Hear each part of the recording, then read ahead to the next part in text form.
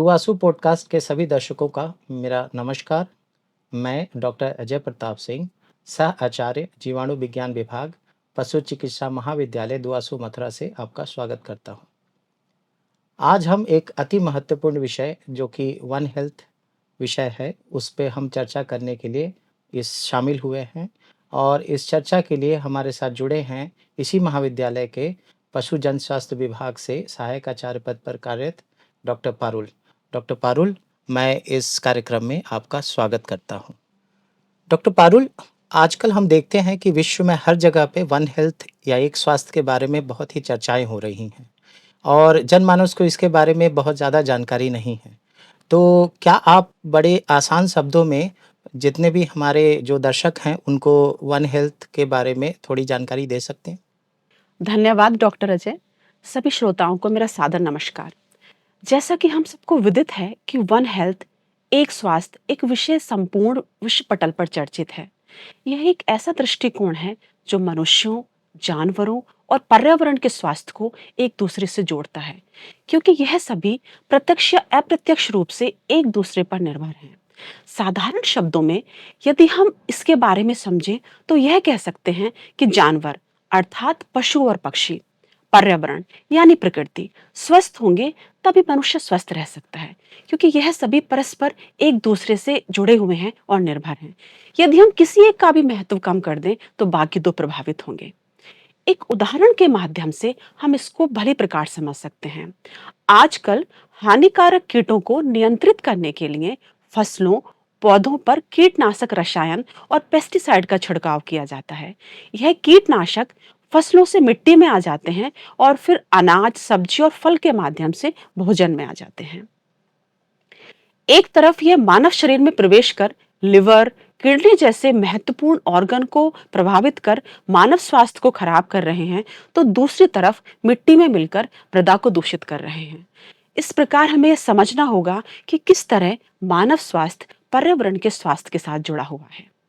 एक अन्य उदाहरण के माध्यम से भी समझ सकते हैं कि कैसे मनुष्य का स्वास्थ्य सीधे पशुओं के स्वास्थ्य के साथ जुड़ा हुआ है। मनुष्य में होने वाले 70% रोग इस प्रकार के होते हैं जो पशुओं से मनुष्यों में फैलते हैं। इन रोगों को पशुजन्य रोग कहते हैं। बीमार पशु के उत्पाद जैसे दूध और मांस का सेवन करने से मनुष्य को पशुजन्य रोग हो सकते हैं। इसका मुख्य उदाहरण है जैसे टीबी, ब्रुसेलोसिस, साल्मोनेलोसिस, परजीवी संक्रमण, न्यूरोसिस्टिसर्कोसिस एवं टॉक्सोप्लाज्मोसिस इत्यादि।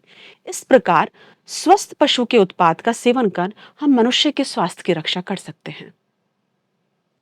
सो डॉक्टर पारुल, आपकी इस अभिव्यक्ति से हमें पता चला है कि पशु स्वास्थ्य, मानव स्वास्थ्य एवं पर्यावरण स्वास्थ्य तीनों आपस में बहुत घने रूप से जुड़े हुए हैं। और इसी कड़ी में मेरा आपसे दूसरा प्रश्न है कि वन हेल्थ के कौन-कौन से घटक हैं या कौन-कौन से आयाम हैं और इनके बीच कैसे आपस में बेहतर तालमेल बनाया जा सकता है? वन हेल्थ मुख्यतः 3 स्तंभ पर निर्धारित है। साधारण शब्दों में कह सकते हैं कि इसके 3 घटक हैं: मानव स्वास्थ्य, पशु स्वास्थ्य एवं पर्यावरण स्वास्थ्य। इन तीनों को एक ही पटल पर रखने की आवश्यकता है। जैसे पशुओं को स्वस्थ रहने के लिए पशुओं में नियमित टीकाकरण एवं डिवर्मिंग करनी चाहिए। पशुओं में होने वाली महामारी तथा अन्य रोगों की सही समय से निगरानी करना चाहिए। इसके साथ ही सबसे महत्वपूर्ण है कि पशुपालन सुरक्षित हो, उनके आहार, विहार, रहने की समुचित व्यवस्था हो। यदि पशु स्वस्थ होंगे तभी हम मानव समाज भी स्वस्थ होगा। इसका दूसरा पहलू है पर्यावरण स्वास्थ्य, यानी जल, वायु एवं मृदा प्रदूषण का नियंत्रण कर प्रकृति के स्वास्थ्य की रक्षा कर सकते हैं। स्वच्छ पेयजल के स्रोतों को दूषित होने से बचाएं। वायु प्रदूषण को कम करने के लिए विभिन्न स्रोतों जैसे औद्योगिक, वाहनों और कृषि से निकलने वाले धुएं के उत्सर्जन को कम करना। जैविक खेती का प्रयोग करें।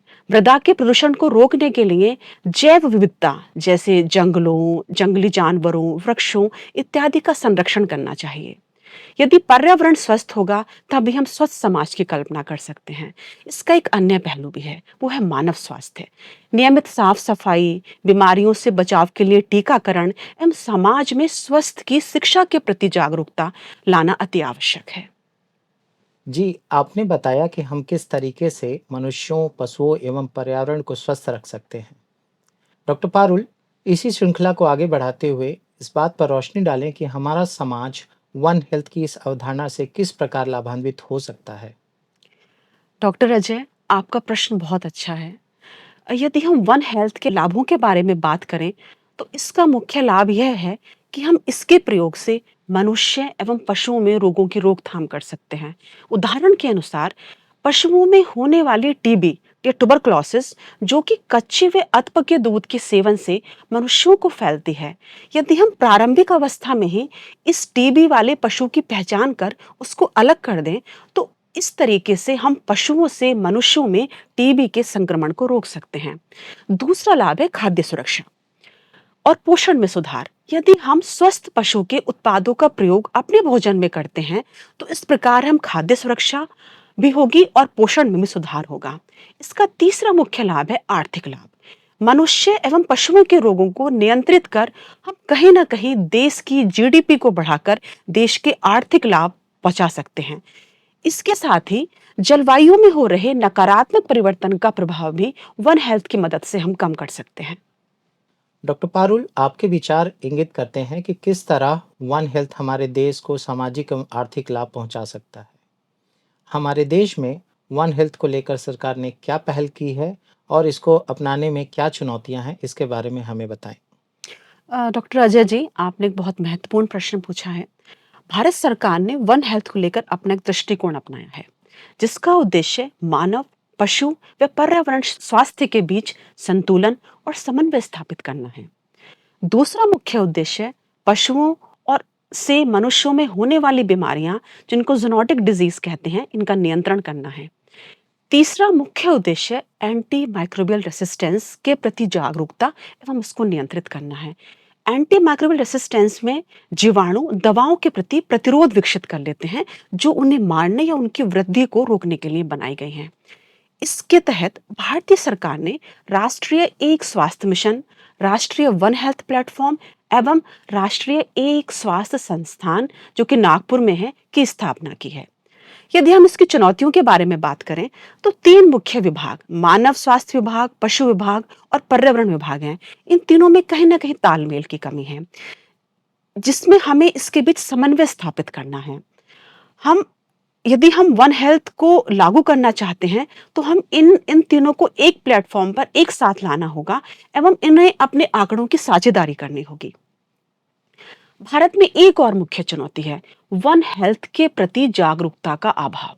हम यह नहीं समझ पाते कि किस तरीके से यदि हम पर्यावरण को स्वस्थ रखेंगे, तो हम अपने स्वास्थ्य की रक्षा कर सकते हैं, और कैसे पशुओं के स्वस्थ रहने से हमारा स्वास्थ्य अच्छा हो सकता है।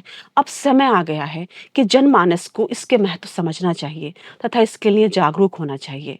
वन हेल्थ में कुछ नीतिगत चुनौतियां भी हैं, जिसका निवारण आवश्यक है। मैं आपसे सहमत हूं और अब ये समय आ गया है कि जब इन तीनों घटकों को एक साथ मिलकर कार्य करने की आवश्यकता है। और इसी कड़ी में मेरा अंतिम प्रश्न है कि कैसे हम वन हेल्थ मिशन में आम जनमानस की भागीदारी को बढ़ा सकते हैं। डॉक्टर अजय, जैसा कि आपको पता है, बूंद बूंद से सागर बनता है और हमारे छोटे छोटे से प्रयास एक बड़ी पहल हो सकते हैं। इस मिशन में लाभान्वित होने के लिए हमें कुछ बिंदुओं पर ध्यान देने की आवश्यकता है। हम सबसे पहले व्यक्तिगत स्तर पर तथा अपने आसपास की स्वच्छता का ध्यान रखना होगा। इधर उधर गंदगी फैलाने को रोककर हमें अपने और अपने आसपास रहने वाले जानवरों एवं पर्यावरण को स्वस्थ रखना होगा। उदाहरण के अनुसार, प्लास्टिक के प्रयोग को कम करके हम मिट्टी के प्रदूषण को रोक सकते हैं। आप सबको पता है कि प्लास्टिक आसानी से मिट्टी में विघटित नहीं होता, यह वर्षों तक मिट्टी में पड़ा रहता है और धीरे धीरे माइक्रोप्लास्टिक या प्लास्टिक के सूक्ष्म कणों में परिवर्तित हो जाता है, जो हमारी खाद्य श्रृंखला में प्रवेश कर हमारे स्वास्थ्य को नुकसान पहुंचा सकते हैं। जैविक खेती के माध्यम से हम हानिकारक रासायनिक उर्वरकों एवं कीटनाशक दवाओं का प्रयोग कम करके मिट्टी के स्वास्थ्य को ठीक कर सकते हैं। हम स्वयं अपने और पशुओं का नियमित टीकाकरण करके भी अपने और पशुओं के स्वास्थ्य की रक्षा कर सकते हैं। इस विषय के अंत में मैं आपसे ये कहना चाहूंगी कि हम यदि इस वन हेल्थ मिशन को लागू करना चाहते हैं, इसका प्रयोग करना चाहते हैं, तो हमें मानव स्वास्थ्य की, पशुओं के स्वास्थ्य की और पर्यावरण स्वास्थ्य की रक्षा करनी होगी। डॉक्टर पारुल, आपका बहुत-बहुत धन्यवाद। आपने न सिर्फ वन हेल्थ की जटिल अवधारणा को अविश्वसनीय रूप से सरल और समझने योग्य बनाया है, बल्कि हम सभी आम लोगों को अपनी रोज़मर्रा की ज़िंदगी में सकारात्मक बदलाव लाने के लिए ठोस और व्यावहारिक रास्ते भी दिखाए हैं। आपके इन कीमती सुझावों ने हम सभी को यह विश्वास दिलाया है कि एक स्वस्थ दुनिया का निर्माण वास्तव में हमारे अपने ही छोटे-छोटे प्रयासों से ही शुरू होता है। हमारे प्यारे श्रोताओं, आशा करता हूँ कि आज का यह वार्तालाप आपके लिए उतना ही ज्ञानवर्धक रहा होगा जितना कि मेरे लिए रहा है। वन हेल्थ के इस महत्वपूर्ण संदेश को अपने परिवार और मित्रों के साथ अवश्य साझा करें। हमारे साथ जुड़े रहने के लिए फिर से बहुत-बहुत धन्यवाद और डॉक्टर पारुल, मैं आपका भी धन्यवाद देता हूँ।